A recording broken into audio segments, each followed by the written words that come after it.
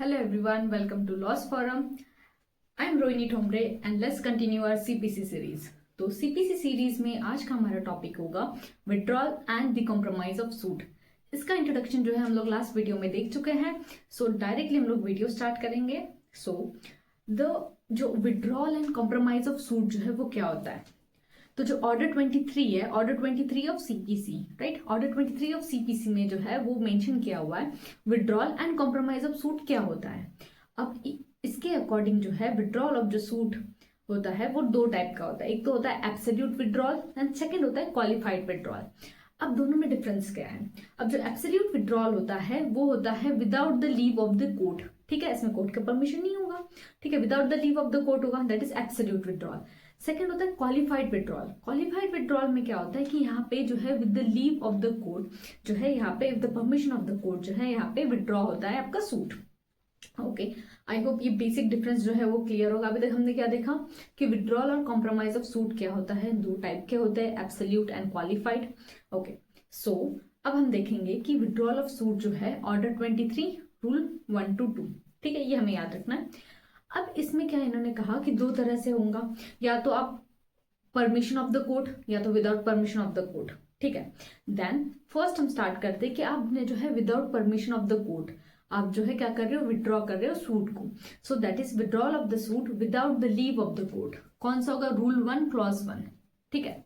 अब इसमें क्या होता है कि किसी भी टाइम पे, any time after the institution of the suit, एक बार आपका सूट जो है वो इंस्टीट्यूट हो गया, उसके बाद किसी भी टाइम पे जो प्लेंटिव होता है वो क्या कर सकता है, अबैंडन कर सकता है उसका सूट, या अबैंडन कर सकता है पार्ट ऑफ इस क्लेम। लेट से मैंने एक पर्टिकुलर 1 to 10 ये क्लेम्स किए, तो उसमें से मैं किसी भी टाइम पे, एक बार मेरा सूट इंस्टीट्यूट हो जाए उसके बाद मैं किसी भी टाइम पे क्या कर सकती हूँ, अपने जो क्लेम्स है, ठीक है, उसे अबैंडन कर सकती हूँ, ठीक है।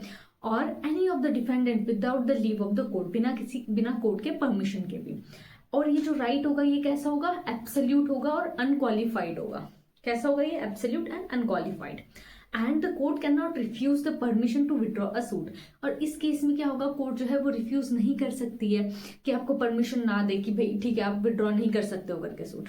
अब plaintiff will be precluded from institution of, मतलब अब क्या होगा, एक बार आपने आपका सूट विड्रॉ कर दिया, लेकिन अब क्या होगा, लेट्स से मैंने एक बार अपना सूट जो है विड्रॉ कर दिया, इसके बाद अगर मैं चाहती हूँ कि फिर से सेम कॉज ऑफ एक्शन पे फिर से नया फ्रेश सूट मुझे स्टार्ट करना है, तो मैं वो चीज नहीं कर सकती हूँ, ठीक है। So that is something that is restricted by the law.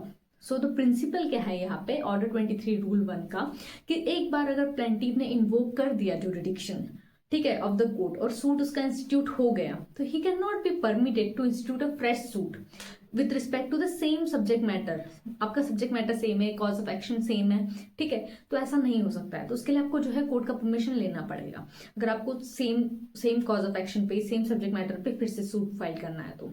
Okay, so the rule 1A of order 23 of CPC क्या कहता है, ये अमेंडमेंट हुआ उसके बाद ये ऐड किया गया, और इसमें इन्होंने प्रोवाइड किया कि ऐसे कौन से सर्कमस्टेंसेस हैं, ऐसे कौन कौन से सर्कमस्टेंसेस है जिसके अंडर जो डिफेंडेंट है उसे अलाउ किया जा सकता है to transpose as a plaintiff where the suit is withdraw by the plaintiff, ठीक है। तो ये जो प्रोविजन है सर्कमस्टेंसेस वाला, ये अमेंडमेंट के बाद जो है ऐड किया गया।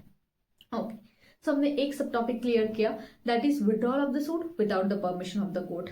अब हम सेकंड सब टॉपिक देखेंगे, that is withdrawal with the leave of the court, that is a rule 1 subclause 3.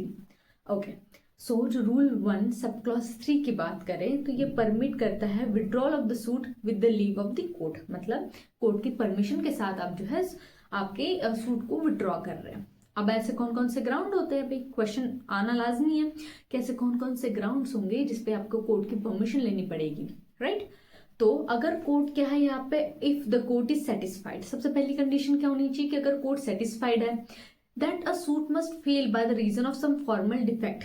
किस चीज के लिए, कि भाई there lies a formal defect, और there are the sufficient ground for allowing the plaintiff, कि या तो क्या होगा, सबसे पहली चीज या तो होगा फॉर्मल डिफेक्ट होगा, ठीक है, फॉर्मल डिफेक्ट होगा। सेकंड क्या होगा, या तो जो है सफिशिएंट ग्राउंड जो है वो है उस केस में प्रेजेंट, जिसकी वजह से जो है जो प्लेंटिव है वो फ्रेश सूट जो है वो इंस्टीट्यूट कर सकता है, with the court permission. अब ऐसे such permissions may be granted by the court in following ground. तब ऐसी परमिशन जो है इस पर्टिकुलर ग्राउंड पे जो है वो कोर्ट देगा. कौन कौन से ग्राउंड? एक तो फॉर्मल डिफेक्ट है, ठीक है, आपके सूट में. फॉर्मल डिफेक्ट अब वर्ड क्या है? तो formal defect as such CPC में इन्होंने डिफाइन नहीं किया है कि भाई क्या होगा करके. बट अगर हम लोग नॉर्मल अगर जनरल टर्म में देखा जाए तो ये कॉनोट्स करता है कि जो कुछ डिफेक्ट्स होते हैं ऑफ फॉर्म्स और अ प्रोसीजर, या तो कुछ प्रोसीजर में डिफेक्ट आया है या फॉर्म्स में डिफेक्ट आया है, लेकिन वो जो है अफेक्ट नहीं करता मेरिट ऑफ द केस को, ठीक है. That is a formal defect. Then second ground होगा सफिशिएंट ग्राउंड. अगर there are the sufficient ground जो ये बताता है कि एक्सप्रेशन जो है सफिशिएंट ग्राउंड के they did not generally constructed where the suit was premature. मतलब अगर जो सूट है आपका वो प्रीमेच्योर है और ये कैसा हो गया? इनफ्रक्चुअस हो गया. Where the plaintiff felt that the defendant was absent and even if the decree was passed, it could not be executed. मतलब अगर कोर्ट डिक्री पास भी कर देगा तो भी एग्जीक्यूट नहीं हो पाएगा. तो ऐसे एक सफिशिएंट ग्राउंड्स होते हैं. तो ये दो ग्राउंड्स हैं जिसपे आप कोर्ट की परमिशन के साथ आपका जो सूट है वो विड्रॉ कर सकते हैं. Okay, then the question is effect. Let's say अब मैंने अपना सूट विड्रॉ कर लिया तो उसका इफेक्ट क्या होगा? तो ये जो है वो डिस्क्रिशन, कोर्ट के डिस्क्रिशन पे डिपेंड करता है कि क्या वो परमिशन देगी या नहीं देंगे. या ये तो सुओ मोटो भी हो सकता है या तो आप एप्लीकेशन लगा दो कोर्ट में, उसके थ्रू भी हो सकता है. ओके, देन नेक्स्ट कम अ सब topic that is a withdrawal by one of the plaintiff. Let's imagine the scenario कि एक पर्टिकुलर सूट जो है वो इंस्टीट्यूट हुआ है. अब उसमें 3 से 4 लोग जो है वो प्लेंटिफ है. अब उसमें से आई होप आप लोगों को पता होगा प्लेंटिफ क्या है, डिफेंडेंट क्या है. ये हमारे जो बेसिक वीडियो जो मैंने बनाया था उसमें मैंने बहुत डिटेल में एक्सप्लेन किया कि सूट क्या होगा, समन क्या होता है, प्लेंटिफ किसे कहते हैं, डिफेंडेंट किसे कहते हैं.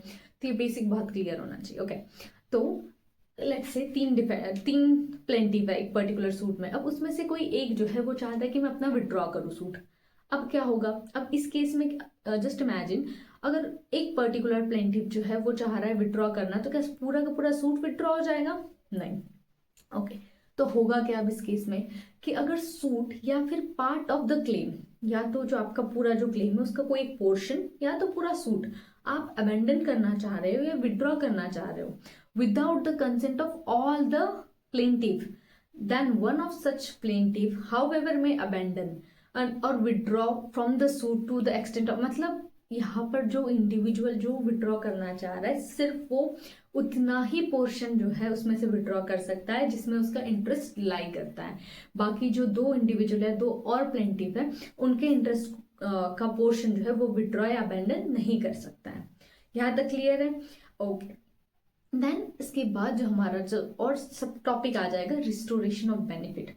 मतलब कि अगर कोर्ट ने परमिशन दी है विड्रॉ ऑफ सूट की, तो विड्रॉ जब सूट विड्रॉ हो गया तो उसके वजह से हो सकता है बेनिफिट जो भी मिला हो, तो अगर जो बेनिफिट अराइज हुआ होता है वो भी जो है वो रिस्टोर करना होता है.